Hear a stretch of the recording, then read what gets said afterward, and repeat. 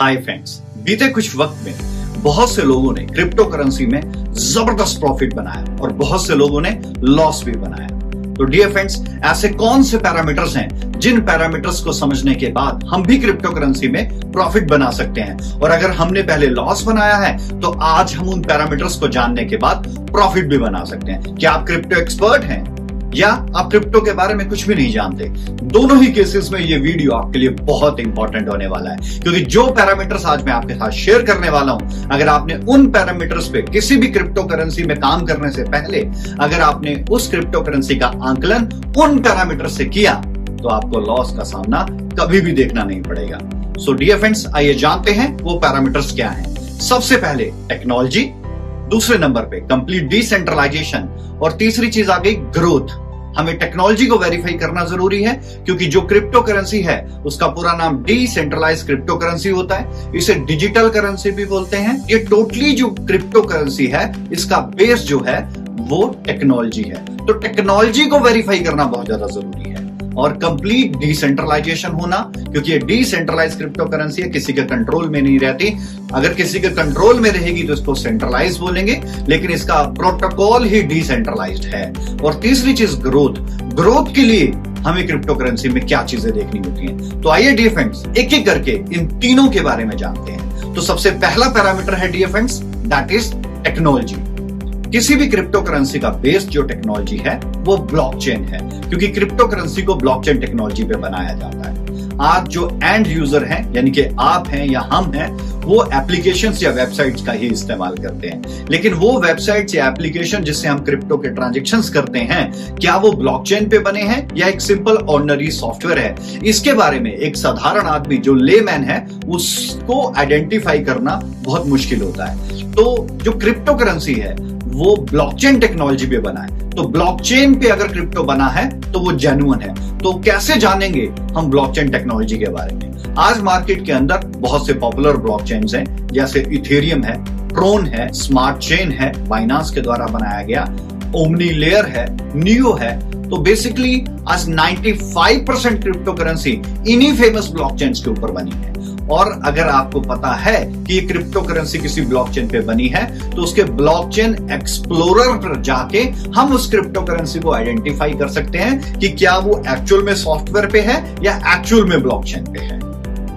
अब हर ब्लॉकचेन के अंदर कुछ उसके स्टैंडर्ड्स होते हैं, जैसे इथेरियम के अंदर ERC, Ethereum request for comment, protocol 20 यानी कि ERC 20, ERC 621, ERC 721, ERC 777, इन सब के अलग अलग बेनिफिट्स हैं।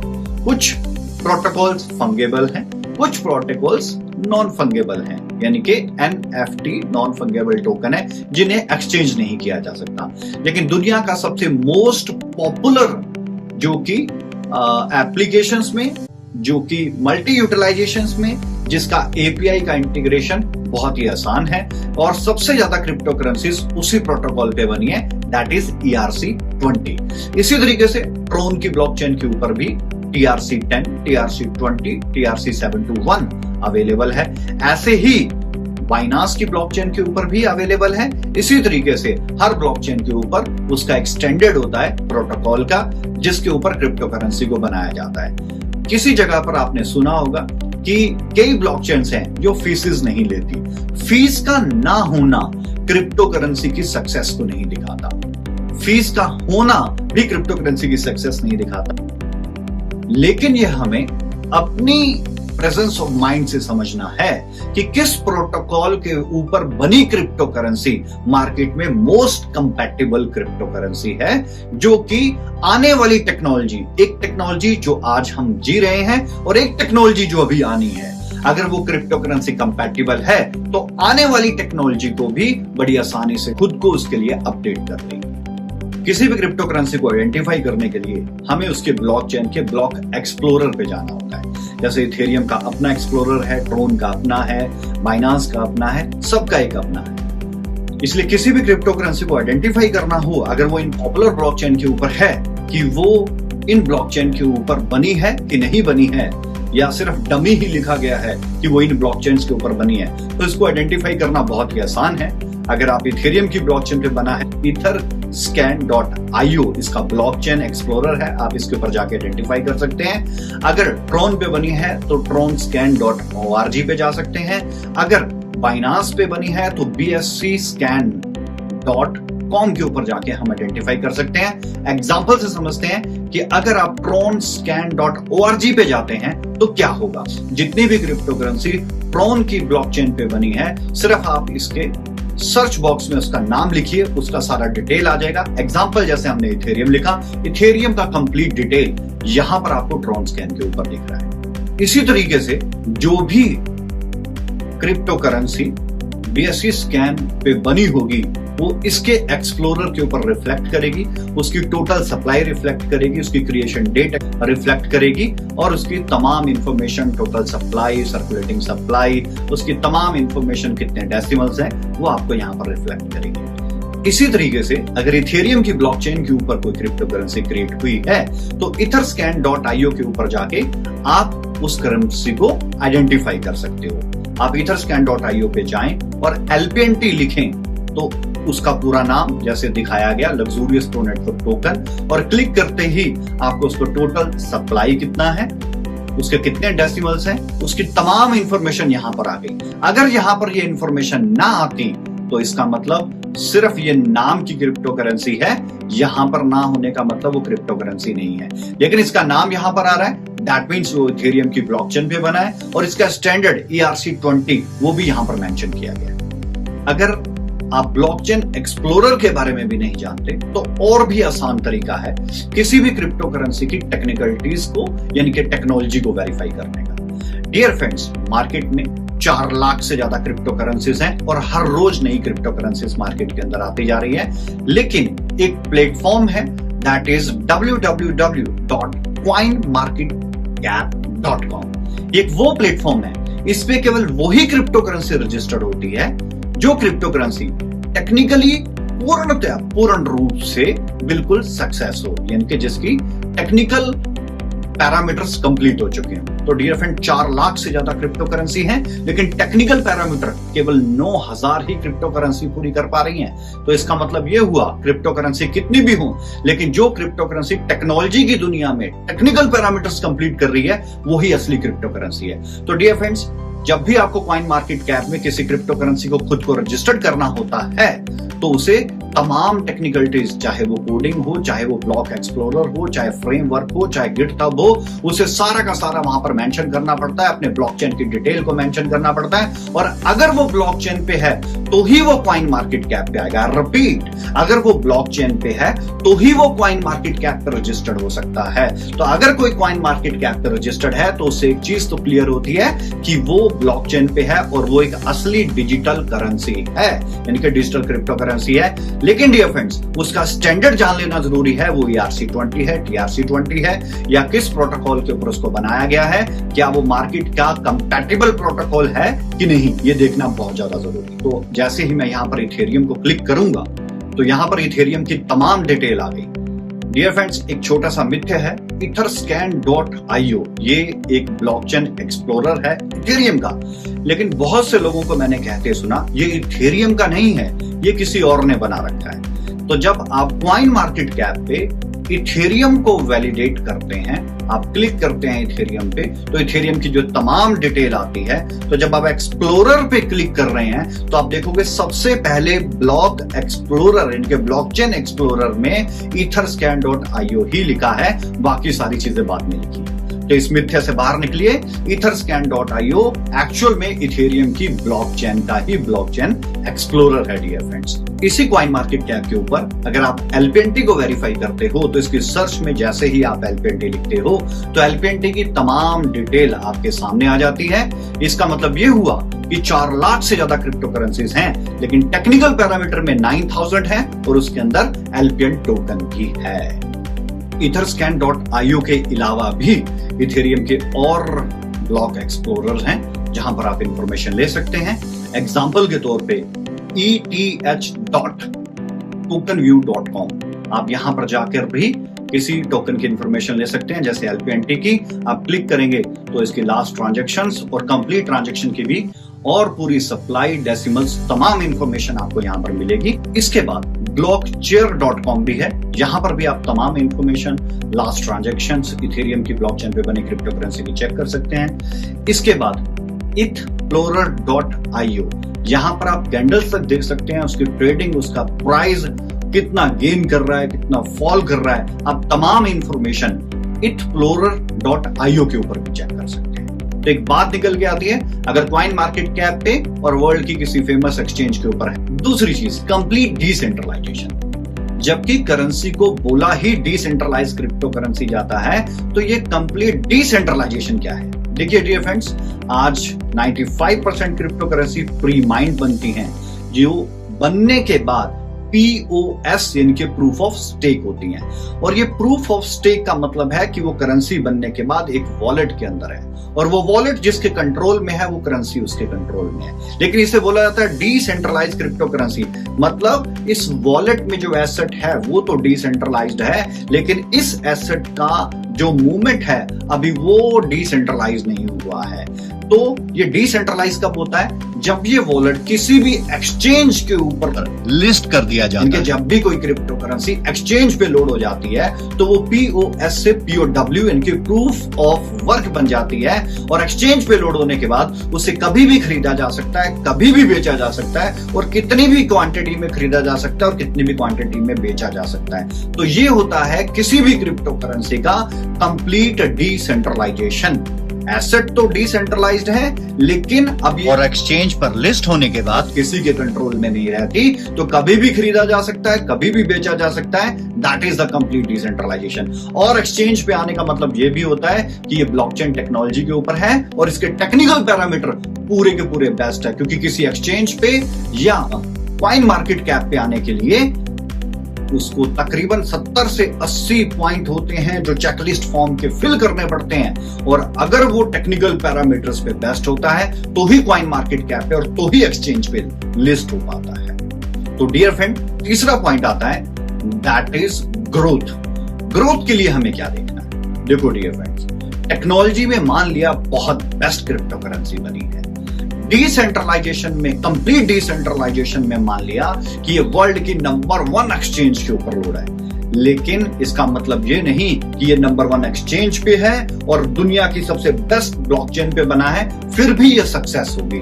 नो, ये सिर्फ बेसिक रिक्वायरमेंट्स हैं उसकी ग्रोथ से पहले की। अगर आपके पास एक लग्जरी गाड़ी है जो बहुत बेस्ट है, लेकिन अगर उसमें ऑयल नहीं है, उसमें अगर टायर नहीं है, तो फिर वो गाड़ी आपके लिए किसी काम की नहीं है। तो इसी तरीके से ग्रोथ तक पहुंचने से पहले ये टेक्निकल पैरामीटर्स का पूरा होना बहुत ज्यादा जरूरी है।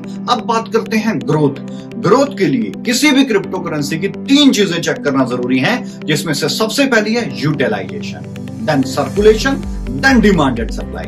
डियर फ्रेंड्स, आप बेस्ट प्रोडक्ट बना के रख लीजिए, लेकिन अगर वो कहीं पर यूटिलाइज ही नहीं होगा तो उस प्रोडक्ट के बनाने का कोई फायदा नहीं होगा। अगर वो प्रोडक्ट कहीं पर यूटिलाइज होगा तभी उसका सर्कुलेशन बढ़ेगा, और सर्कुलेशन बढ़ेगा तो फिर उसकी डिमांड बनेगी, और डिमांड बनेगी और अगर उसकी सप्लाई लिमिट में है तो उसका प्राइस बढ़ेगा और टिकेगा, और अगर सप्लाई लिमिट से ज्यादा है तो प्राइस बढ़ेगा जरूर लेकिन टिकेगा नहीं। दैट इज ओनियन फैक्टर, कभी तो 150 रुपए केजी और कभी 30 रुपए केजी। तो सप्लाई का लिमिट में होना भी बहुत ज्यादा जरूरी है। सो डियर फ्रेंड्स, किसी भी क्रिप्टो करेंसी की growth utilisation, circulation, demand and supply, इन तीनों चीजों के ऊपर डिपेंड करती है। लेकिन अक्सर लोग डिमांड एंड सप्लाई कहते हैं, लेकिन डिमांड एंड सप्लाई इकोनॉमिक्स का 3rd रूल आता है, and the first rule is utilization. पहले वो कहीं पर यूज होने चाहिए, यूटिलाइज होने चाहिए, बिलियंस ऑफ डॉलर में यूटिलाइजेशन होना चाहिए उसका, और सर्कुलेशन वो मैक्सिमम मासेस और क्लासेस के हाथ में आने चाहिए, तभी जाके तो उसका डिमांड बनेगा। जब उसका सप्लाई लिमिट में होगा तभी वो क्रिप्टो करेंसी ग्रो कर पाएगा, अदरवाइज दिखाने का ही रहेगा। तो आइए डियर फ्रेंड्स, एक क्रिप्टो करेंसी का आंकलन करते हैं, ये क्रिप्टो करेंसी का ग्रोथ या फ्यूचर क्या रहेगा। इस क्रिप्टो करेंसी का नाम है LPN token, that is a luxurious pro network token. So dear friends, इसको भी हम 3 पैरामीटर्स के ऊपर वेरीफाई करते हैं। सबसे पहले technology, then complete decentralization, and 3rd utilization, circulation and demand and supply, यानी कि ग्रोथ कैसे होगी उसकी। तो इसकी टेक्नोलॉजी है ERC-20। जब ERC-20 आ गया, that means Ethereum request for comment, यानी कि ये डिजिटल एसेट या डिजिटल क्रिप्टो करेंसी इथेरियम की ब्लॉकचेन के ऊपर क्रिएट हुई है, जिसका स्टैंडर्ड, जिसका प्रोटोकॉल वर्ल्ड का most famous protocol that is ERC-20 है। दूसरी चीज डियर फ्रेंड्स, कंप्लीट डिसेंट्रलाइजेशन। तो ये करेंसी 5 फरवरी 2021 को प्रोबिट एक्सचेंज पे आ गई थी, जो वर्ल्ड की 25 नंबर रैंक के अंडर आती है और कोरिया की नंबर 4 रैंक के अंदर आज प्रोबिट है। तो दैट मींस इस करेंसी का कंप्लीट डिसेंट्रलाइजेशन भी हो चुका है। लेकिन ग्रोथ के लिए हमें क्या चेक करना है डियर फ्रेंड्स? अब ये बेसिक रिक्वायरमेंट्स कंप्लीट कर चुकी है, टेक्निकल पैरामीटर बेस्ट तरीके से कंप्लीट कर चुकी है, ये कॉइन मार्केट कैप पे भी ऑलरेडी लिस्टेड है। तो फिर अब कैसे जाने इसकी ग्रोथ होगी कि नहीं होगी? इसके लिए हमें चेक करना होगा इसका यूटिलाइजेशन, इसका सर्कुलेशन एंड इसकी डिमांड एंड सप्लाई। तो आइए डियर फ्रेंड्स जानते हैं। इसके यूटिलाइजेशन की बात करें तो ये currency paired with American dollar है। इसका मतलब क्या है डियर फ्रेंड्स? यानी कि इस करेंसी के द्वारा फॉरेक्स ट्रेडिंग की जा सकती है। फॉरेक्स ट्रेडिंग वर्ल्ड की लार्जेस्ट फाइनेंशियल मार्केट है, जिसका टर्नओवर 5.3 ट्रिलियन डॉलर से लेके 32 ट्रिलियन डॉलर एक दिन का होता है। इससे बड़ी पूरी दुनिया के अंदर कोई इंडस्ट्री ही नहीं है। और इस इंडस्ट्री के अंदर जो सबसे ज्यादा ट्रेडिंग होती है वो अमेरिकन डॉलर से होती है। लेकिन अमेरिकन डॉलर की जगह अब बिटकॉइन ने भी ले ली है और 5 क्रिप्टो करेंसीज और हैं जिसके अंदर आज फॉरेक्स ट्रेडिंग हो रही है। लेकिन बताते बड़ी खुशी होती है डियर फ्रेंड्स, 4 लाख से ज्यादा क्रिप्टो करेंसी है और इन 4 लाख क्रिप्टो करेंसीज के अंदर टेक्निकल पैरामीटर पे सिर्फ 9000 क्रिप्टो करेंसीज हैं और इन 9000 क्रिप्टो करेंसीज में से सिर्फ 5 ही क्रिप्टो करेंसीज हैं जिनके साथ फॉरेक्स ट्रेडिंग की जाती है और उन 5 में से एक एलपीएन टोकन भी है। सिर्फ फॉरेक्स ट्रेडिंग ही नहीं, एलपीएन टोकन से आप direct indices, metal, commodity, soft commodity, energies, international shares तक डायरेक्ट ट्रेड कर सकते हो। ये बहुत बड़ी बात है डियर फ्रेंड्स। और ये सारी इंडस्ट्रीज बिलियंस ऑफ डॉलर की हैं और बिलियंस ऑफ डॉलर की इंडस्ट्री में अगर 0.0001% भी एलपीएन टोकन का यूटिलाइजेशन होता है तो ये भी बिलियंस ऑफ डॉलर की ही बात है dear friends. Second utilisation platforms है DApp, decentralised application. Dear friends, इसकी डिसेंट्रलाइज्ड एप्लीकेशन के अंदर जो सबसे पहली फंक्शनलिटी है that is crypto storage wallet. ये अपना एक खुद का क्रिप्टो स्टोरेज वॉलेट दे रहे हैं जिसके अंदर आप पॉपुलर क्रिप्टो करेंसीज को होल्ड करके स्टोर करके रख सकते हैं, जैसे ट्रस्ट वॉलेट है, माइथर वॉलेट है, जॉर्डस है, ब्लॉकचेन का अपना वॉलेट है या मेटामास्क है। इसी तरीके से ये क्रिप्टो स्टोरेज वॉलेट है जो कि कंप्लीट डिसेंट्रलाइज्ड है। इसकी सेकंड फंक्शनलिटी है दैट इज इसके अंदर स्टेकिंग प्लेटफॉर्म भी इसी की डैप के अंदर है, जिसके अंदर आप एलपीएन टोकन की भी स्टेकिंग कर सकते हो, बिटकॉइन, इथेरियम की भी स्टेकिंग कर सकते हो। बड़ी जल्द ही और भी क्रिप्टो करेंसीज की आप इसके अंदर स्टेकिंग कर सकते हो।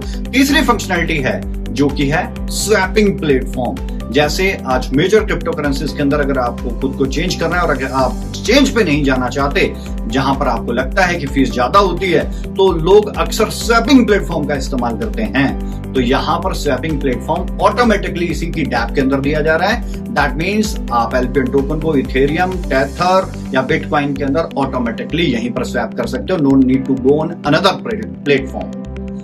और इसकी फोर्थ फंक्शनलिटी है that is decentralized crypto payment gateway.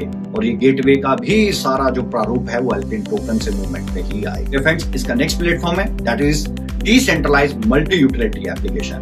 That means masses को भी कवर करने के लिए इन्होंने अपने प्रोजेक्ट के अंदर जबरदस्त यूटिलाइजेशन दिया, जिसके अंदर आप हर तरह की यूटिलिटी कर सकते हैं, इनके चाहे वो इलेक्ट्रिसिटी बिल हो, वाटर बिल हो, चाहे रिचार्ज हो, फ्लाइट टिकट हो या कोई भी टिकट हो, बिल पेमेंट्स का सारा सॉल्यूशंस लेके ये मल्टी यूटिलिटी एप्लीकेशन के अंदर आए हैं। तो यहाँ पे डिसेंट्रलाइज्ड क्रिप्टो वॉलेट दिया गया है जो कि ऑनलाइन गेमिंग के स्कैम को रोकेगा और बहुत बड़ा प्रॉफिटेबिलिटी जनरेट करके देगा। तो डियर फ्रेंड्स, अगर हम ध्यान से इसके यूटिलाइजेशन को समझें तो आज 4 लाख से ज्यादा क्रिप्टो करेंसीज हैं, लेकिन 9000 क्रिप्टो करेंसीज ही टेक्निकल पैरामीटर्स पे बेस्ट है, उसमें भी एलपीएन आता है और सिर्फ 5 ही क्रिप्टो करेंसी से आज फॉरेक्स की ट्रेडिंग हो पा रही है और उन 5 के अंदर आज एलपीएन भी आता है। ये बहुत बड़ी बात है डियर फ्रेंड्स। और एलपीएन के साथ आप forex trading, indices, metal, commodity, soft commodity, energies, international shares के अंदर ट्रेड कर सकते हैं। ये एक डैप है जिसके अंदर स्वैपिंग प्लेटफॉर्म भी है, स्टेकिंग प्लेटफॉर्म भी है।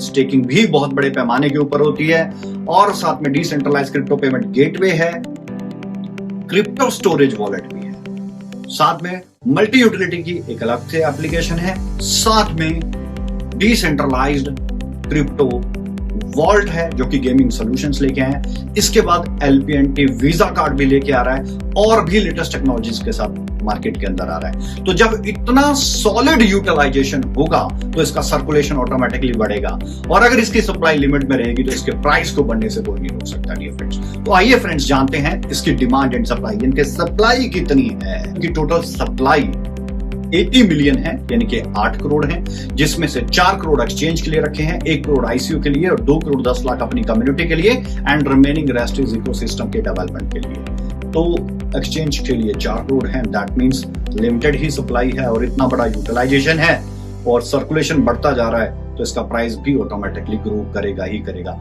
टोकन एलोकेशन बहुत ही ज्यादा स्ट्रॉन्ग है जो कि एक ऑर्गेनिक और जेन्युइन लगती है जिसकी वजह से टोकन ग्रो करते होते हैं।